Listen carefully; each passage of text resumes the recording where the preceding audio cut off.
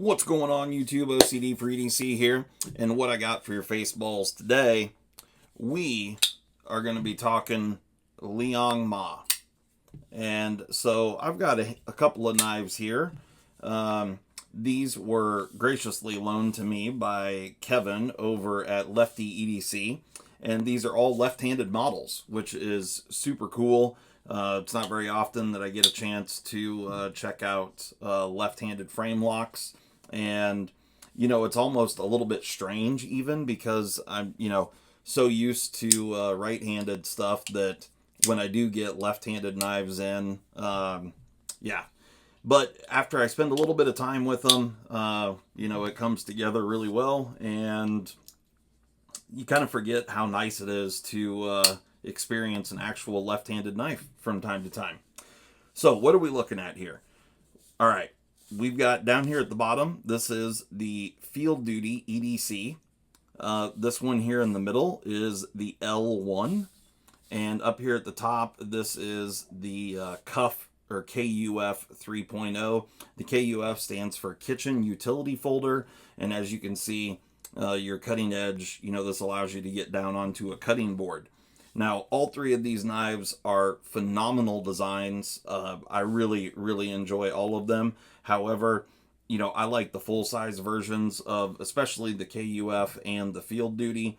The L1, I'm not sure if this one comes in any other sizes, but definitely the KUF comes in a 4.0, and this here is the Field Duty EDC, and there's just a standard Field Duty, which I think is a 3 3/4 inch blade. I could be wrong, it might be a 4-inch blade.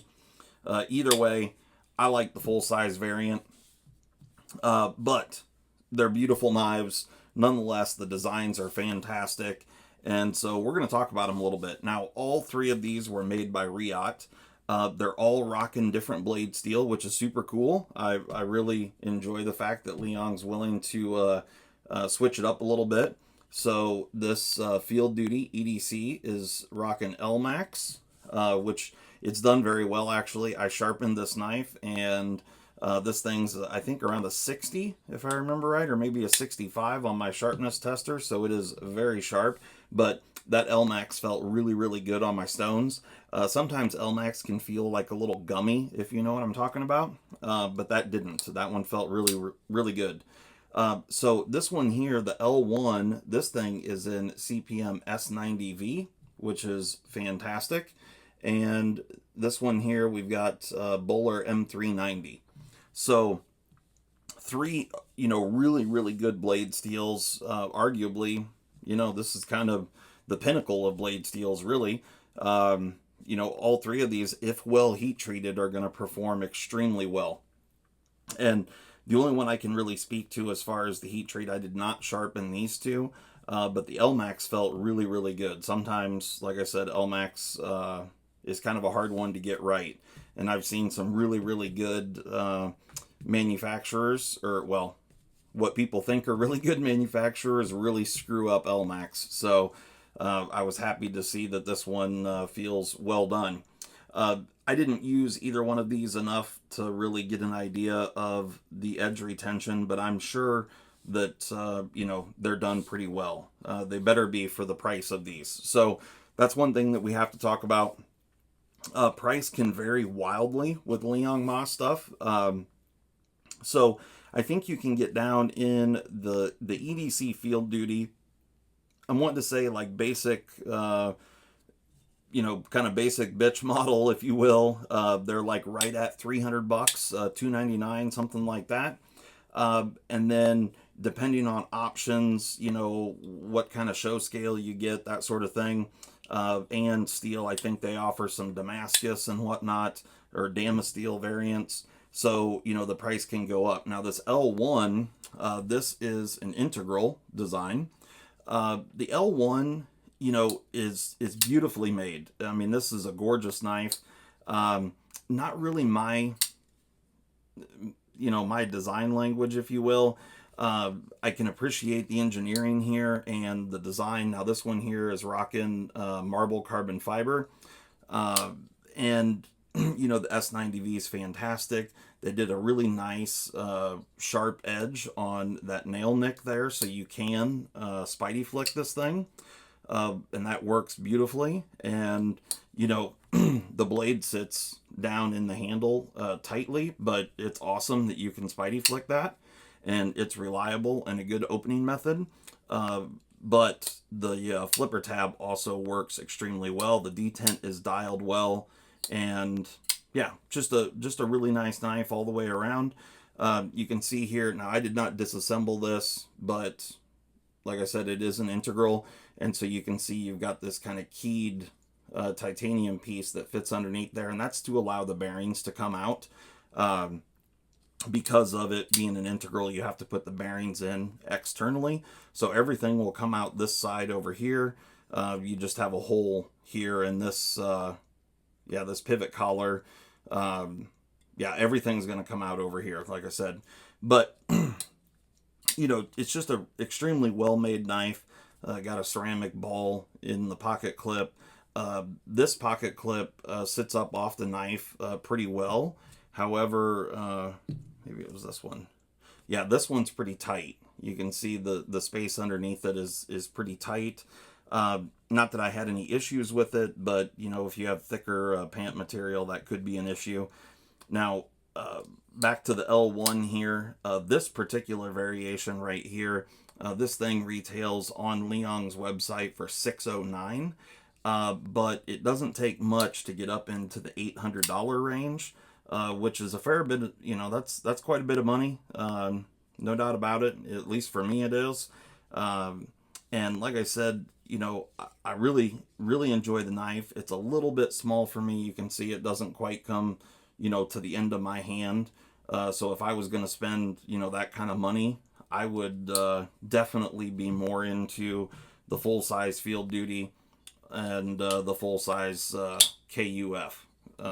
But so all three of them, you know, there's really not a whole lot to say other than they're extremely well-made knives and the designs are fantastic. If you enjoy the designs, then, you know, there's nothing bad here. All the knives, you know, Liong does make customs. I'm not sure if he makes many customs anymore, to be honest with you, but, you know, most of what he's doing is in collaboration with Riot these days. But you know, certainly some really nicely made stuff, and I really enjoy the designs. The noises that this KUF makes are phenomenal. Now this thing did have a little top flipper sticking off here, and I have it right here. That is the top flipper that I cut off, and so it allowed you to, you know, flip it with your thumb or your index finger. It worked well. You know, it was functional, but it was goofy looking. You had this, it looked like a Teletubby antenna sticking right off the top right here. So you can see that I took that off. Now, the edges, or this blade is two-tone, so you got a belt satin on the primary grind, and then on the flats, it's a stone wash. You know, I didn't want to totally refinish the blade because I didn't want to mess up the laser engraving there. But so what I did was I ground, I cut this off with just a cutoff wheel, so you can see how shiny that is right there. That's what this side did look like originally, and then I matched the contour here. So that's perfectly matched because this angle right here was flush with the titanium. And then I did my best to, without actually stonewashing it, trying to get that finish on that little section right there. So it turned out really nice. Didn't change the knife functionally, other than you just can't top flip it anymore. But the noises that this thing makes is fantastic. So I'll do it again. Yeah, just makes fantastic noises, and that's phenomenal. The L1 much quieter, and I think a lot of that has to do with just the shred carbon fiber scales here. You know, you don't get that resonance through the titanium like you do here. But really, really nice knife. Just not really my favorite out of the three. Certainly, the KUF and the Field Duty are definitely my favorites in this lineup. But the Field Duty is just a fantastic knife all the way around. It's a great design. My only complaint with it would be just a little bit more space underneath that pocket clip and having an internal lock bar relief cut. Other than that, which I'm really nitpicking there, but you're also talking about a pretty high-end knife here as well, so I feel like I'm a little bit justified to nitpick. Otherwise, action is great, and the design is really good. It's comfortable in hand, even though this one's a little bit small for me. Because it has that big, generous forward choil, it works really well. You're just not getting a tremendous amount of cutting edge there. So with the cutting edge on this one, let's see what we're talking about here.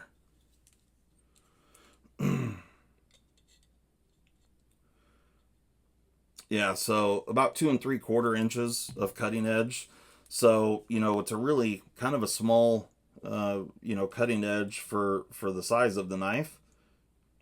Yeah, you're 4.6, but make it 4.7 inches from the tail end of the knife to the front of the choil there. So not a whole lot of cutting edge for the size of the knife. It's just not, really well packaged. For example, this bug out, very, very similar in overall length, but quite a bit more cutting edge. So, it's really just about the design language. Like I said, it's really comfortable and it works extremely well. You've just got continuous belly on that blade, which is a really nice functional blade. On the KUF, a little bit better as far as the way it's packaged, and really good in hand as well. You got really, really nice contouring on this titanium, and these range, I think the KUF start around that $300 as well for the KUF 3.0. But that's going to be, I think there's some G10 variants, like tie frame lock side and with G10 show side. And this one here, I'm wanting to say is like $450, something like that, maybe $475 for the titanium with the carbon fiber inlay. So the prices can vary significantly depending on options, but it's great that they give you those options, and it's awesome that he's doing left-handed variants. I really love that, and yeah, in any one of these, quote-unquote boutique kind of knife makers, definitely I give them props for sure for doing left-handed variants, and I just think it's super cool. Joseph Vero over at Vero Engineering, he just dropped a left-handed Axon, and that thing is super cool as well. And I really enjoy seeing makers do this. So thank you very much, Liong, for putting out some left-handed variants, not forgetting about us. And I hope they sell well for you. So it encourages other manufacturers to do the same, because it is a difference. I would love to hand these knives to some right-handed people and have them, fidget with them and all that sort of stuff. And then they can sit there and tell me how it's not that big of a deal. Because all the right-handed people, they always think that it's, us lefties are just bitching and complaining or whatnot. But I guarantee you, if right-handed people, if this is the stuff they had to work with, they would not get along as well as lefties do with right-handed knives. So, I get it. We make up a smaller portion of the population, but I'm just glad to see somebody showing some love here. So that's fantastic. Anyway, these are the only 3 models. Prior to this, I had only ever handled the KUF and the Field Duty.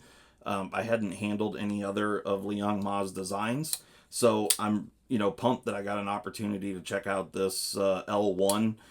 And like I said, it's beautifully made, and you guys know that I'm pretty technical and whatnot, so I can appreciate the manufacturing that went into this, and certainly, you know, appreciate all the intricacies that come along with making an integral knife.